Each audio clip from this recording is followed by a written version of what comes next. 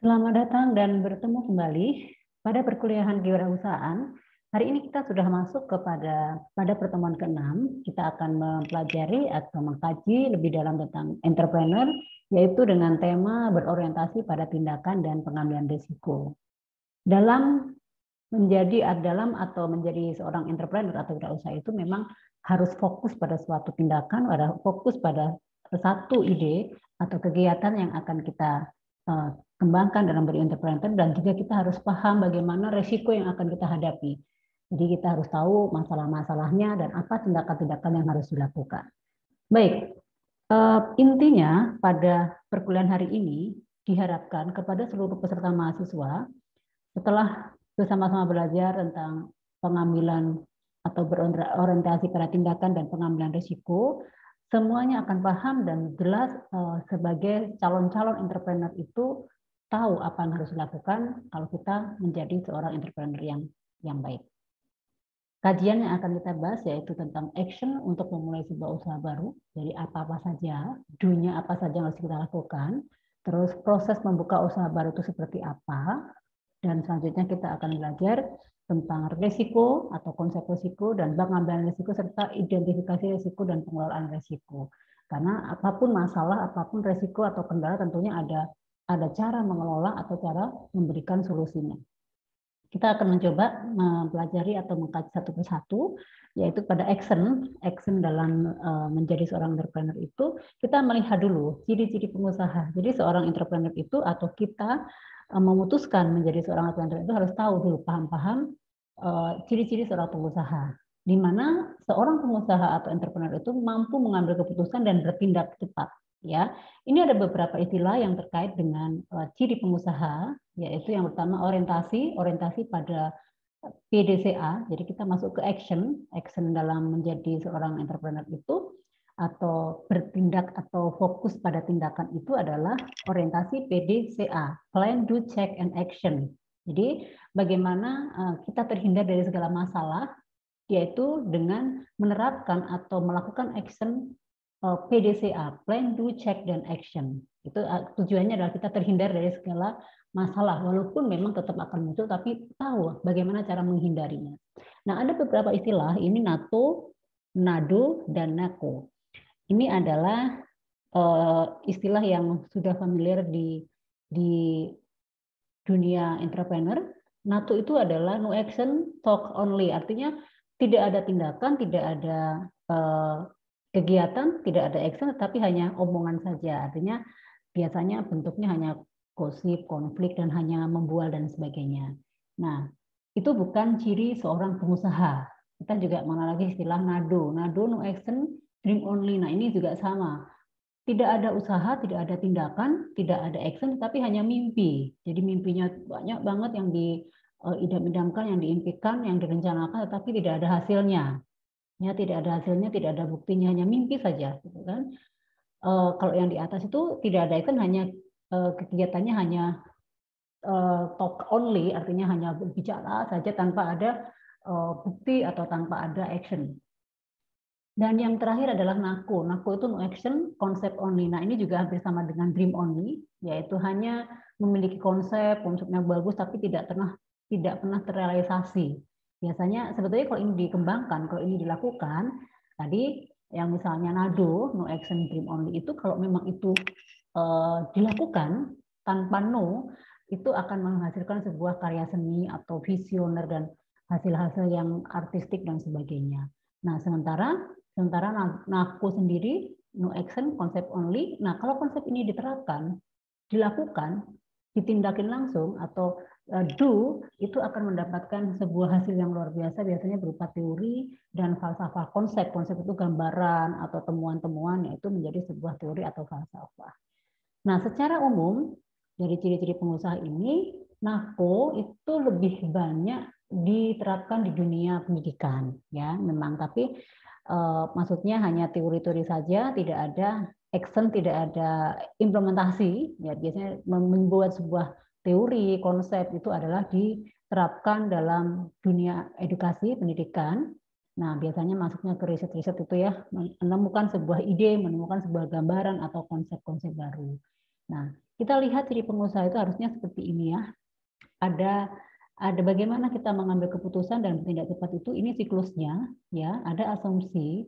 Asumsi itu seperti pendapat atau gambaran yang kita miliki atau wawasan atau ide yang kita miliki itu, bagaimana kita bisa terlihat bahwa itu memiliki hasil atau menunjukkan suatu bukti, yaitu harus dilakukan sebuah hipotesa atau testing. Dari testing itu lakukan uji coba dengan pengumpulan data, dari situ akan ketahuan hasilnya seperti apa, diambil keputusan, dan keputusan itu tentunya akan menjadi sebuah dasar untuk menjadikan bahwa ini loh hasil dari sebuah asumsi atau pandangan, cara pandang atau persepsi yang dibangun oleh seseorang, sampai akhirnya mencapai sebuah tujuan yang diinginkan.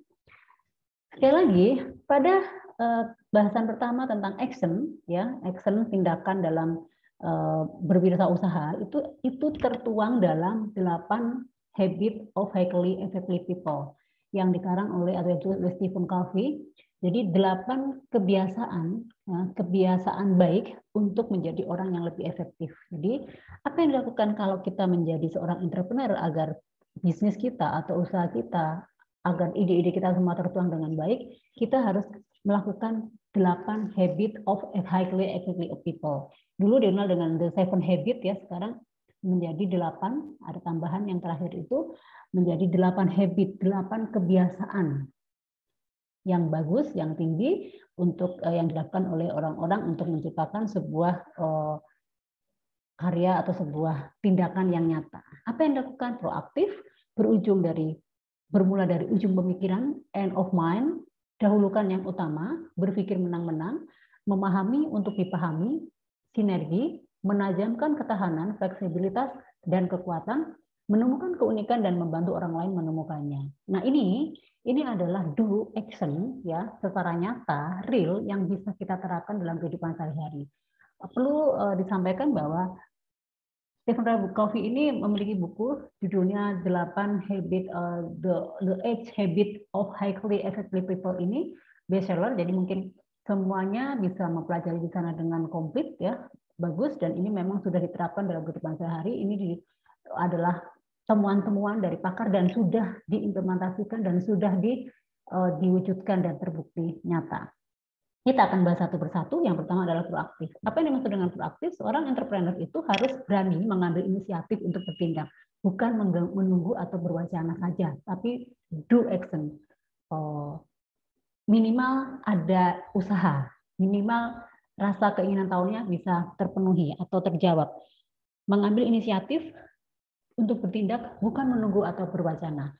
Mengambil tindakan sebelum sebuah kejadian yang tidak dikehendaki muncul. Artinya apapun dilakukan kalau kita akan menghadapi sesuatu. Nah, karena dengan proaktif ini otomatis akan terlatih secara intuisi, secara feeling, itu feel-nya sudah dapat. Kalau orang proaktif itu tahu, karena terbiasa, karena terlatih, biasanya tahu apa yang akan terjadi di kemudian hari, apa yang terjadi atau apa resiko yang akan terjadi. Nah, itu adalah contoh tindakan seorang entrepreneur itu seperti itu, mengambil inisiatif duluan, nggak usah nunggu, nggak usah menunggu ada orang menyampaikan, tapi kita duluan. Nah, itu adalah proaktif dan itu harus melekat pada seorang entrepreneur sejati. Nah, ini ada contoh ya. Ada contoh, Anda tahu ini contohnya Sniff and Scurry. Ini adalah tikus dan nah ini juga kita tahu ini ceritanya sudah umum dan ini ceritanya menjadi filosofi, menjadi contoh yang bisa kita terapkan sehari-hari. Kita mau jadi Sniff atau Scurry ya. Di mana di sini ada Ham dan How ya.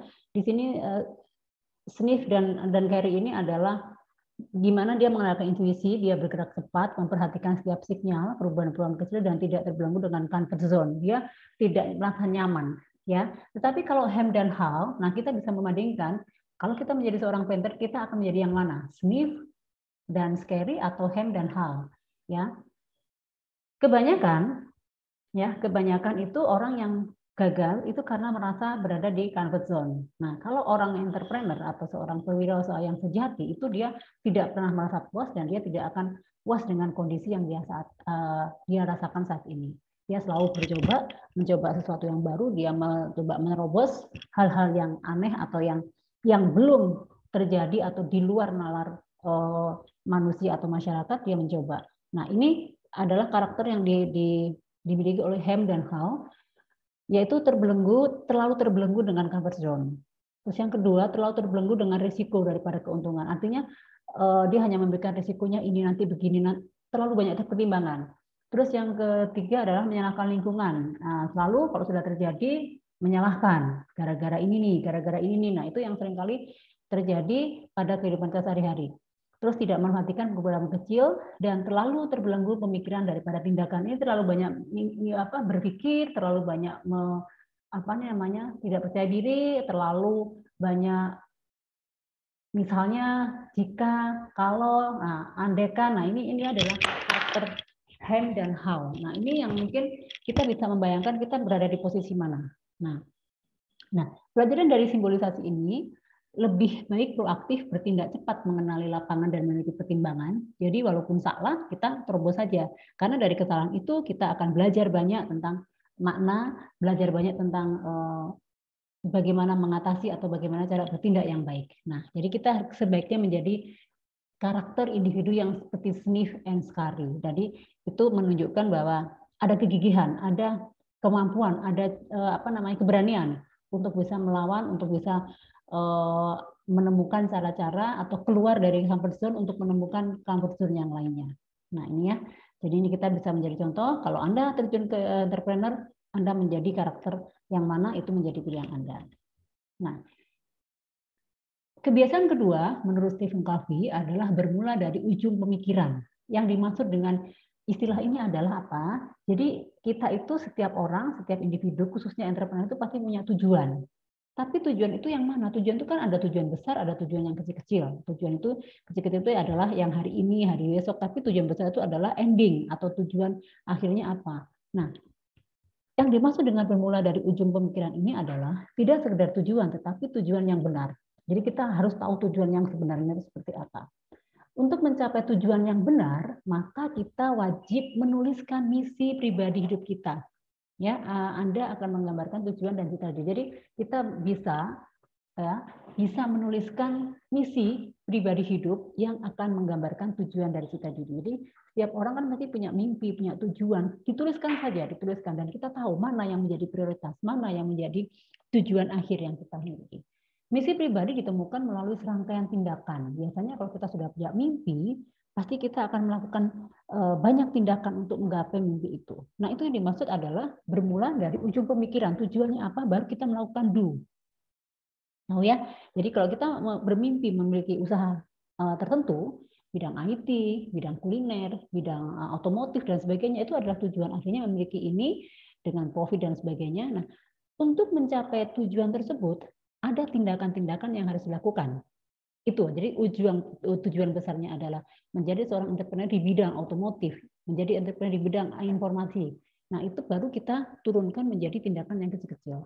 Nah, itu artinya bahwa kita sudah mempunyai mimpi dan bermula dari ujung pemikiran, ujungnya ke sana. Jadi sekarang saya harus, untuk mencapai ujung itu, harus apa yang kita lakukan. Itu adalah bentuk action. Action apa yang harus kita lakukan? Disitulah kita akan nyata, terlihat bahwa kita mampu menjadi seorang entrepreneur yang baik. Nah, ini contoh ya, ada kebajikan dapat diperoleh melalui tahapan berikut.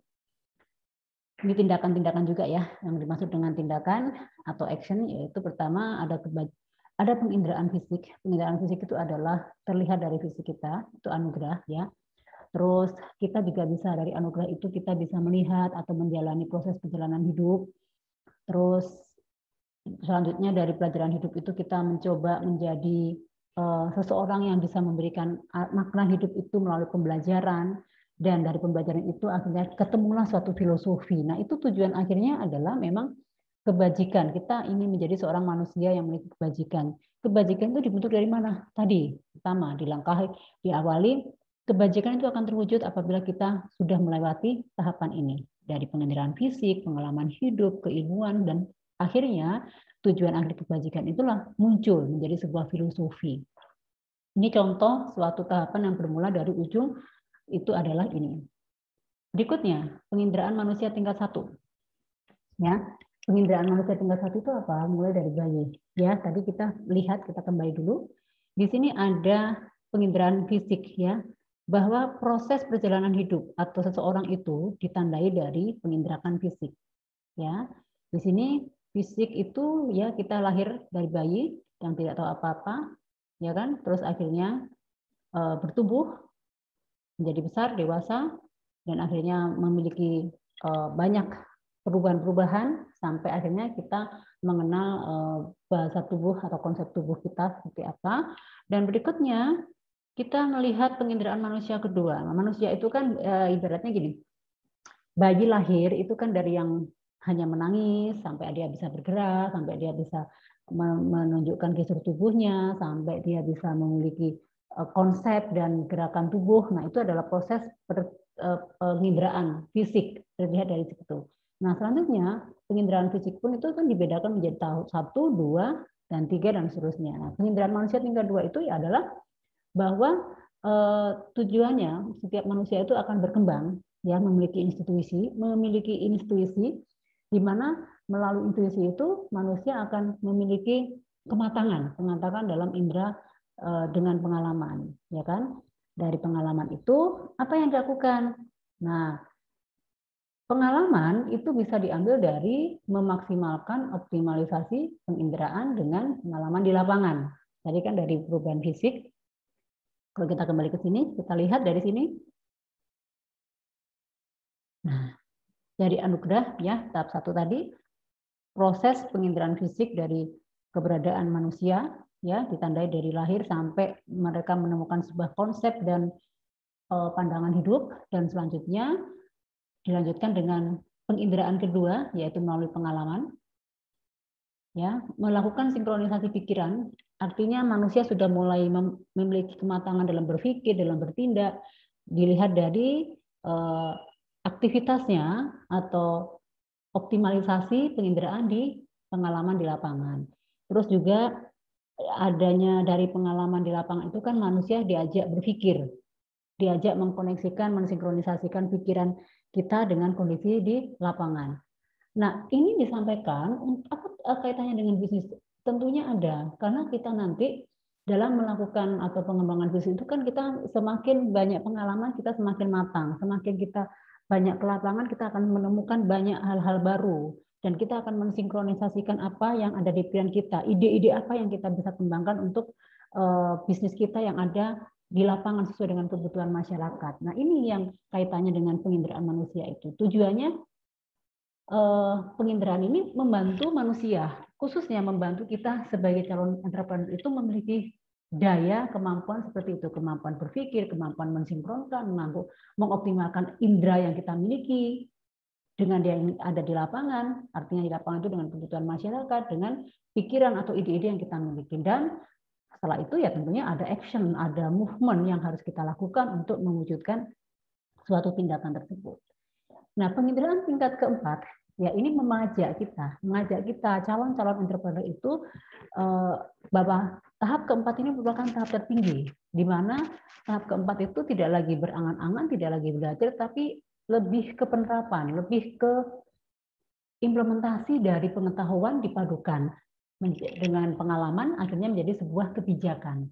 Nah, kebijakan membuat kepemimpinan seseorang itu lebih dari sekedar memimpin biasa. Jadi pada saat kita berada di level keempat, ya, yang kita lakukan adalah tidak lagi kita belajar, tidak lagi kita berandai-andai, tetapi kita sudah mewujudkan, kita sudah menerapkan, mengkolaborasikan semua yang ada di lapangan, semua dengan yang ada di ide itu menjadi sebuah kebijakan, yang kebijakan itu akan menuntun kita menjadi seorang leader.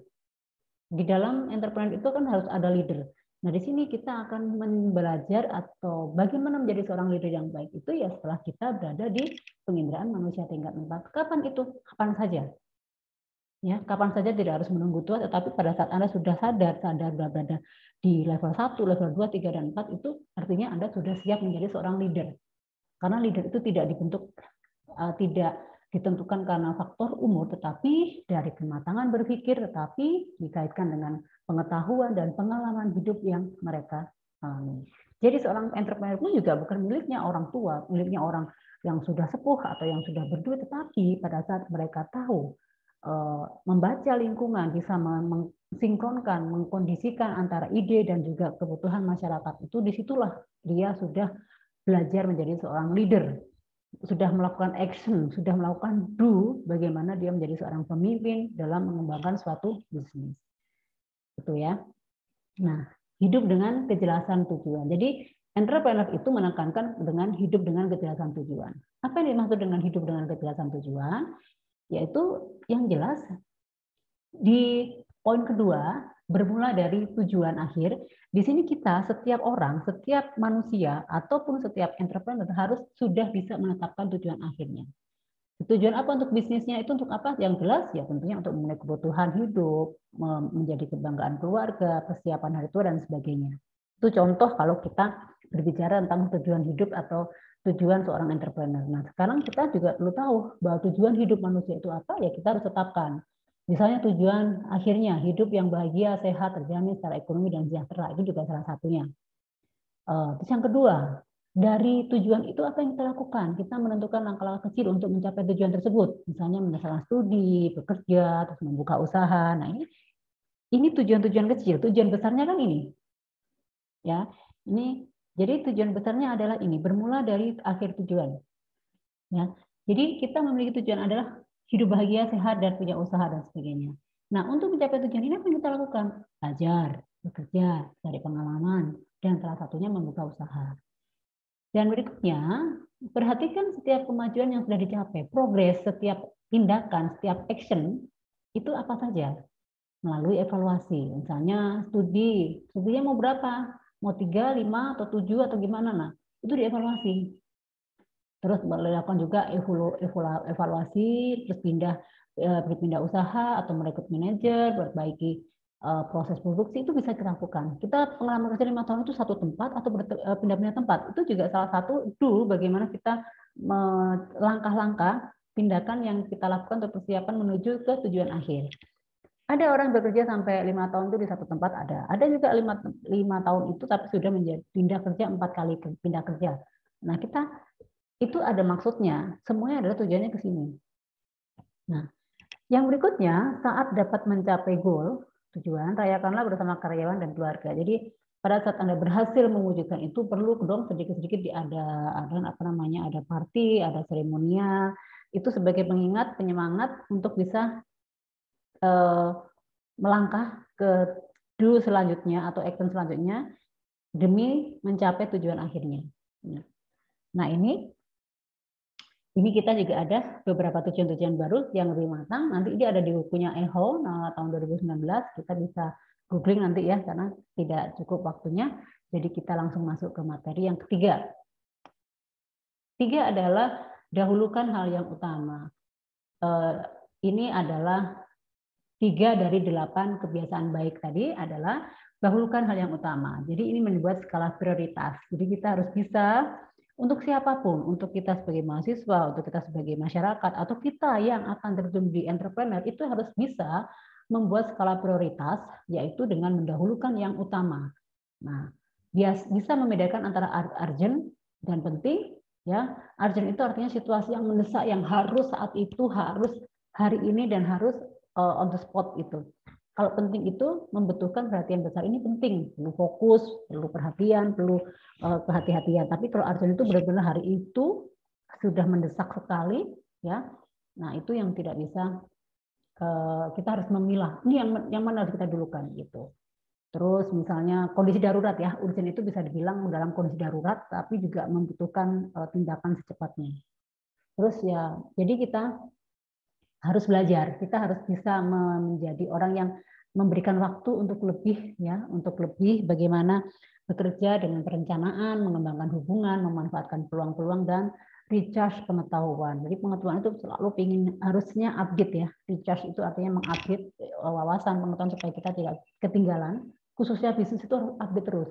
Bisnis itu apalagi teknologi digital bisnis itu sangat dibutuhkan hal-hal yang fresh, yang baru. Itu adalah untuk mengembangkan sebuah bisnis. Ini adalah tindakan ketiga.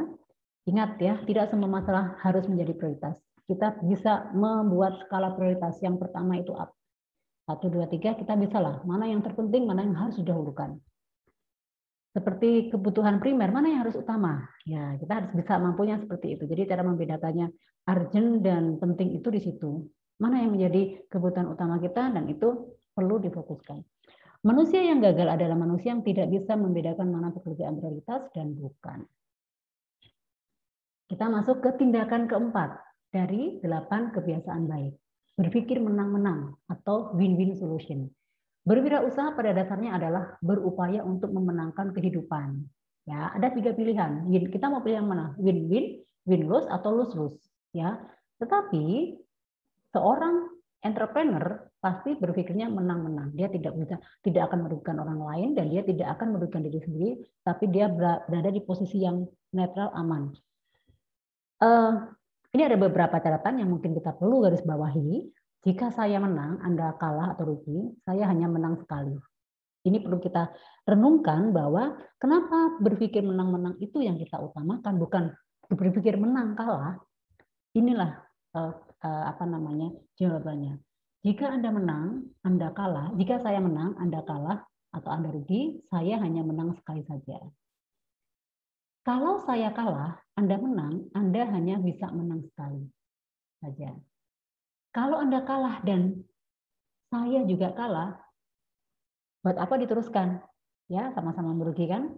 Tetapi kalau saya menang dan Anda juga menang, kita akan berjalan beriringan dan saling memperbaiki. Jadi itulah filosofi bisnis itu, jangan kita menjadi dominan, jangan kita egois. Nah, pada saat kita mengalahkan orang, ya kita cuma menang itu. Nanti orang akan mengenal kita bahwa orang akan menjauhi kita, orang tidak akan banyak bekerja sama dengan kita. Nah, maka jadilah kita seorang yang memiliki jiwa menang-menang atau win-win solution. Karena bisnis itu tidak bisa berjalan sendiri. Bisnis itu saling terkait. Bisnis itu tidak boleh saling menjatuhkan, tetapi harus bisa saling melengkapi.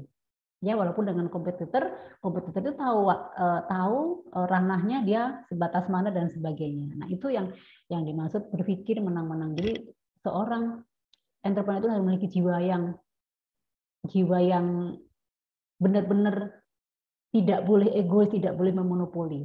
Bisnis itu yang baik adalah seperti itu. Nah, kita masuk ke tindakan kelima dari 8, yaitu memahami untuk dipahami.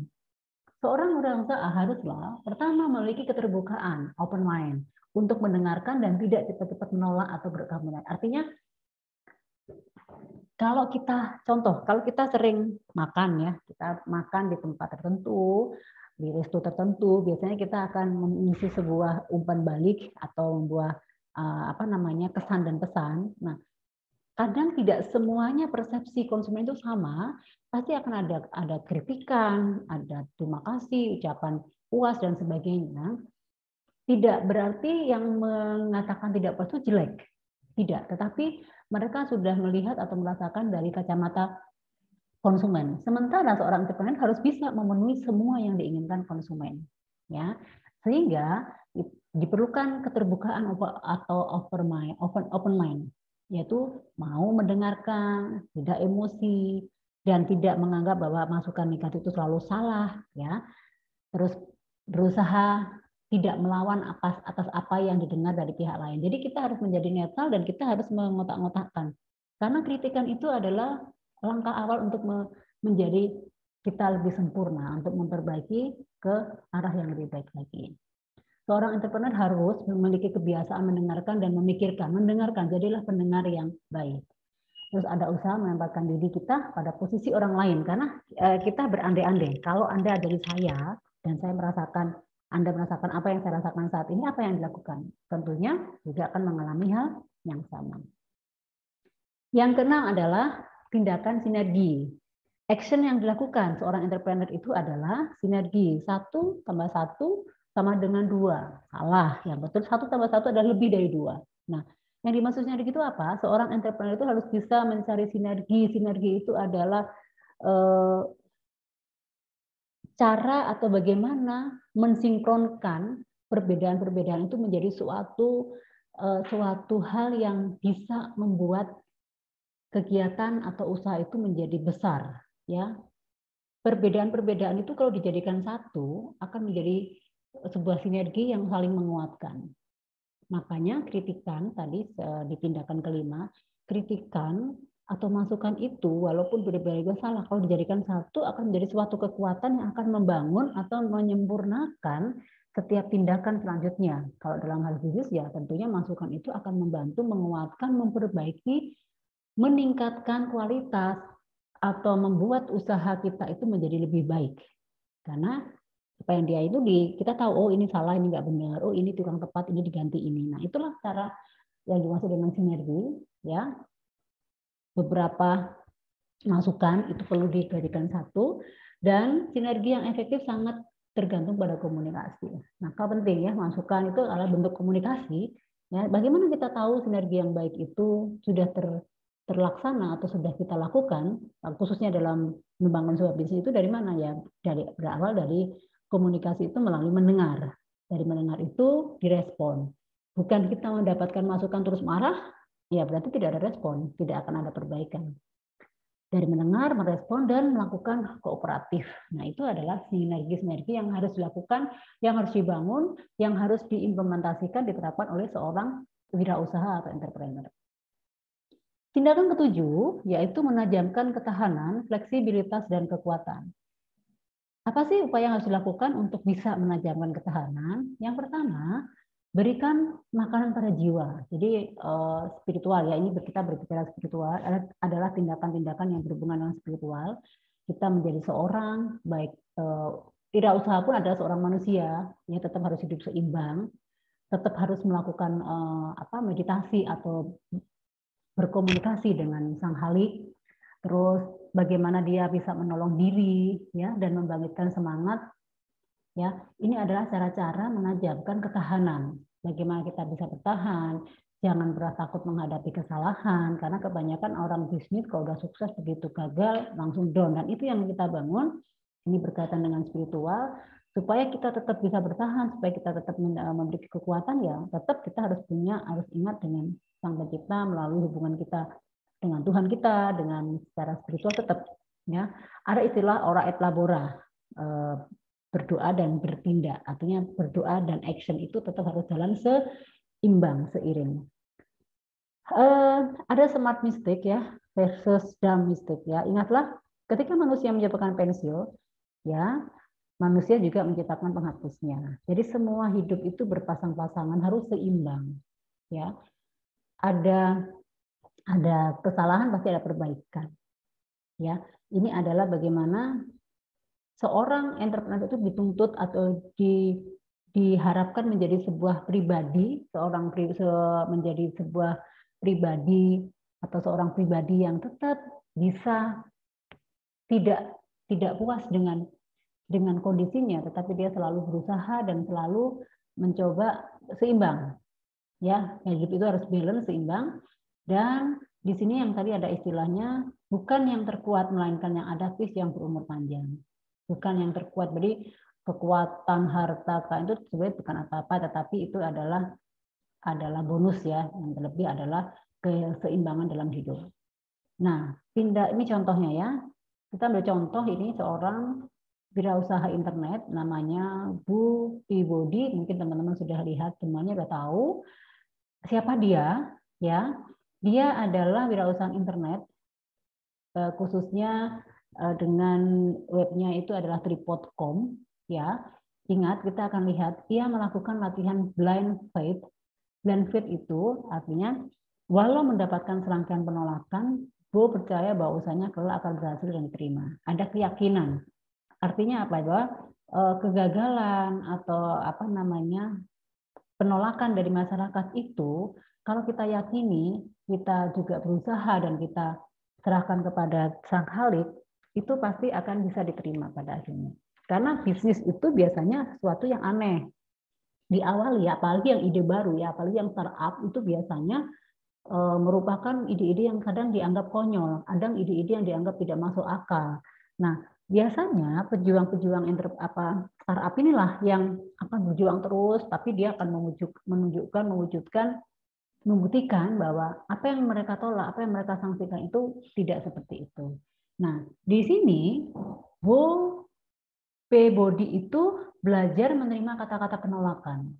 Tapi kalau nyali entrepreneur itu kan memang tidak boleh artinya tidak boleh down. Artinya kan tahu resikonya akan ditolak, akan dibully, akan dihujat dan sebagainya. Tetapi bagaimana dia menghadapinya dengan rendah hati, bagaimana dia menyikapi negatif, masukan negatif itu menjadi sebuah kekuatan untuk menjadi lebih baik. Itulah sebuah mental entrepreneur seperti itu. Nah, tetapi kita harus bisa menerima iya, kita harus menerima iya dan melakukannya. Dan dia berubah menjadi, biasanya kalau seperti itu dan kita mau berubah, nah tentunya akan menjadi sebuah penerimaan.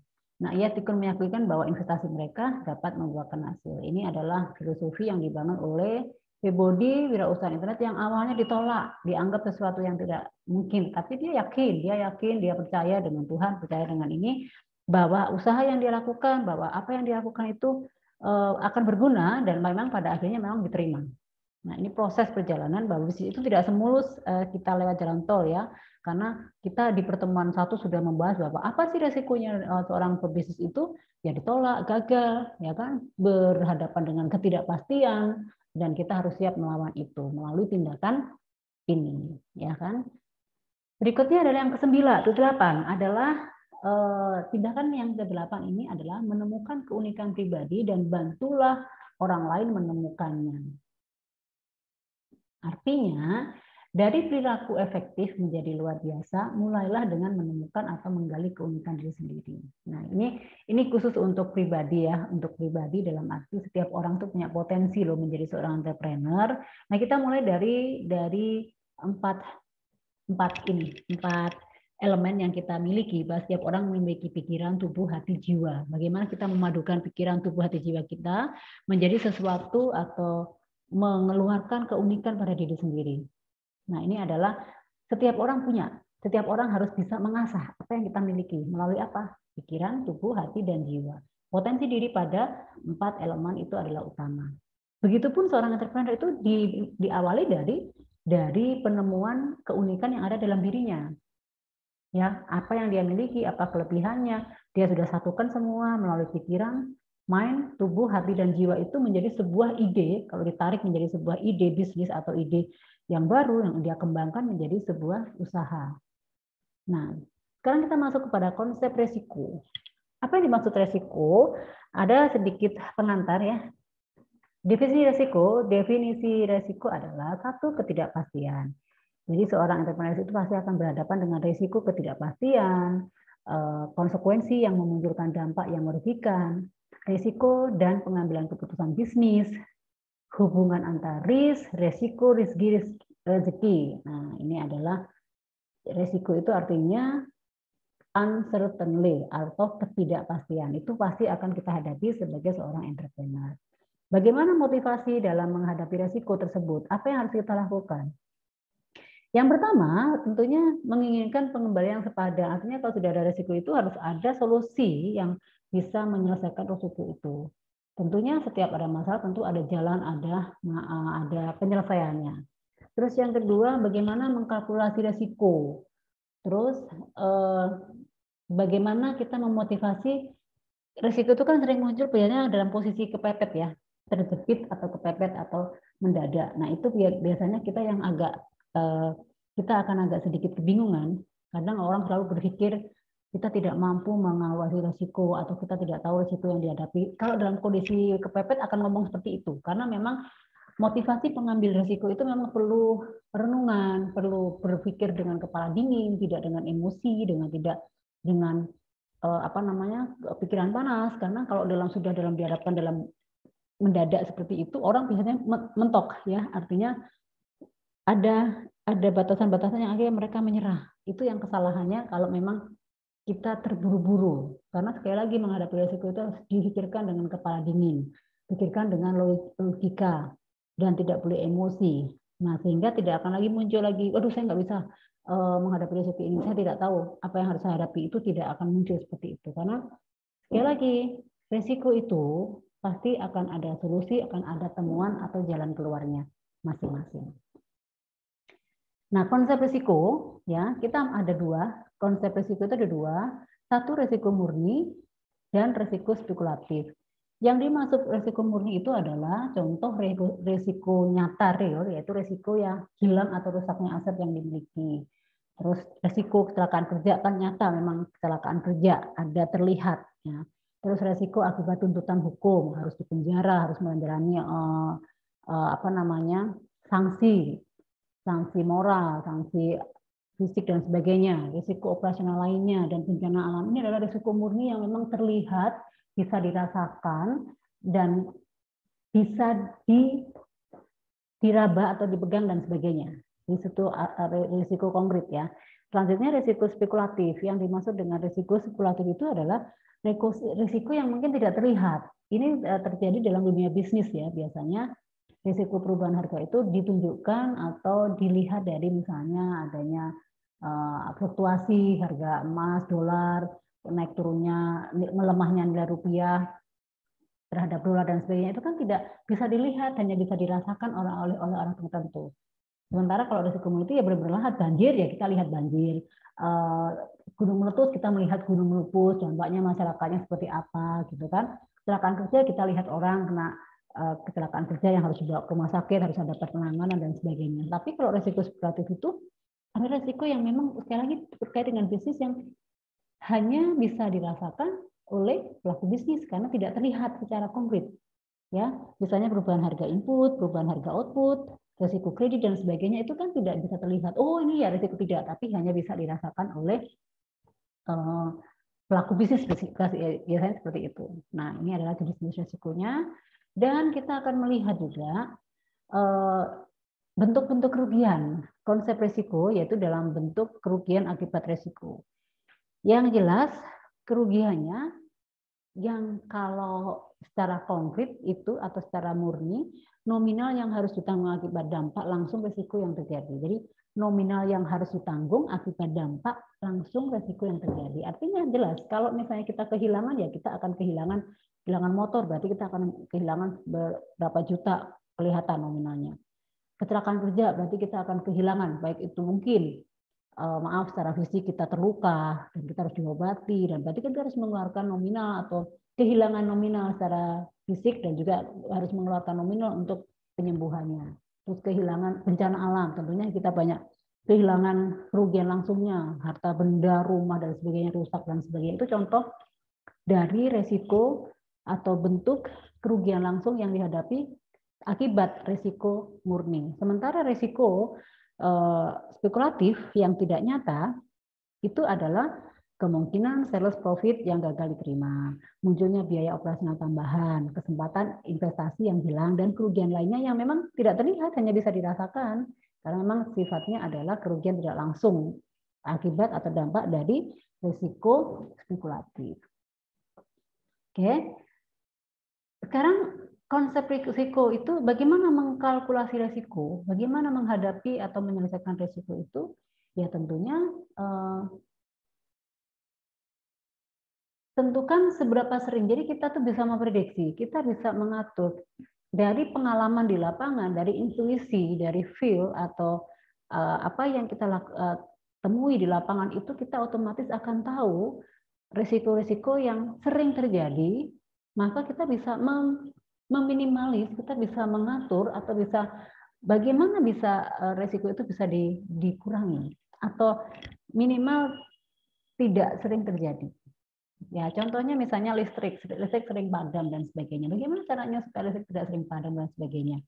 Nah, itu kan risiko yang apalagi kalau misalnya kita menggunakan listrik dengan fasilitas PLN ya, tanpa memiliki genset, itu bahkan terjadi dikit-dikit mati dan sebagainya. Itu kan risikonya apa dampaknya? Nah, bagaimana cara menguranginya? Mungkin cari solusi-solusi yang lainnya dengan memasang genset dan sebagainya.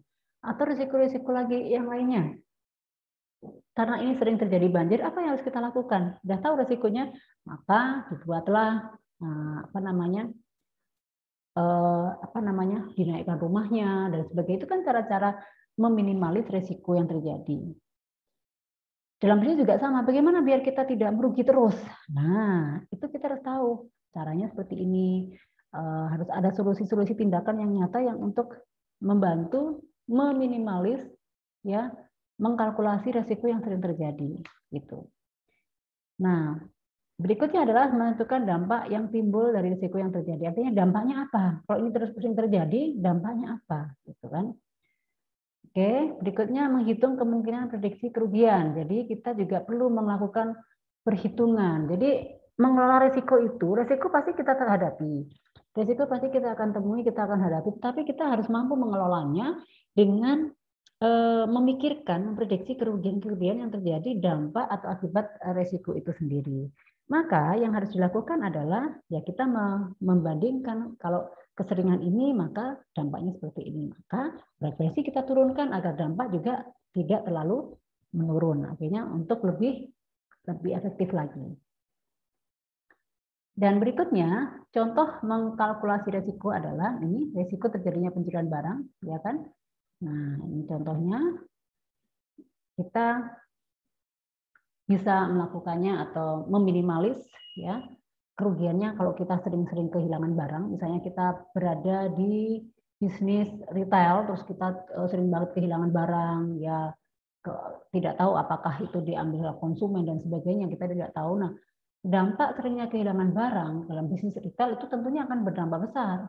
Kalau setiap hari hilang 5, setiap hari hilang 2, 1 bulan berapa kali hilangnya, totalnya berapa? Nah, maka bagaimana caranya meminimalisir risiko itu? Nah, contohnya mungkin adanya barcode, barang-barang di barcode, jadi itu menghindari pencurian atau memasang CCTV dan sebagainya. Itu kan cara-cara meminimalis atau mengkalkulasi atau menekan frekuensi risiko tersebut. Nah, banyak lagi contoh-contoh yang lainnya. Nah, terus kemungkinan kerugiannya, kalau kita rugi gimana dan sebagainya, itu baru satu barang. Terus kalau misalnya kecelakaan kerja, kalau misalnya di perusahaan ini banyak sekali yang kecelakaan kerja, terus gimana? Tentunya dampaknya ya karyawan banyak yang cuti, banyak yang ini, atau banyak turnover karyawan, banyak pengeluaran untuk pembiayaan rumah sakit dan sebagainya, itu perlu dipikirkan semuanya, dan itu adalah bagian dari risiko. Ya. Terus misalnya bisnis di rumah makan, resikonya kan kalau misalnya masakannya nggak laku gimana? Nah itu bagaimana caranya? Sudah beberapa kali terjadi makanannya tidak atau jualannya tidak laku dan apa yang dilakukan? Mungkin dengan cara mengurangi jumlah porsi makanan dan sebagainya. Karena kalau dihitung-hitung akan tetap ya walaupun mungkin dianggapnya kecil tapi itu tetap merugikan. Karena kalau dikalkulasi sebulan, 6 bulan, setahun itu akan besar sekali kerugiannya. Nah, itu yang harus diperhatikan. Artinya apa? Bahwa dalam mengkalkulasi risiko itu perlu dilakukan. Kita akan melihat, ya, akan melihat banget gimana kita mengelola bisnis yang baik dan bagaimana kita mengelola risiko yang kita hadapi tersebut. Ini ada konsep risiko. Pengelolaannya adalah mulai dari risiko yang memiliki kemungkinan prediksi kerugian terbesar, bikin prinsip Pareto. Yang kedua, pilih strategi pengelolaan melalui kontrol supaya risiko-risiko tidak muncul, misalnya membuat SOP, quality control, terus ditransfer kepada pihak lain, misalnya konsumen, supplier, dan asuransi. Terus di biaya sendiri, misalnya dibuat cadangan dana untuk membiayai jika risiko terjadi. Artinya risiko itu juga bisa dilakukan entah itu kepada konsumen, entah itu supplier, dan sebagainya. Nah, itu harus bisa dilakukan memilih strategi yang baik mengelolanya seperti apa.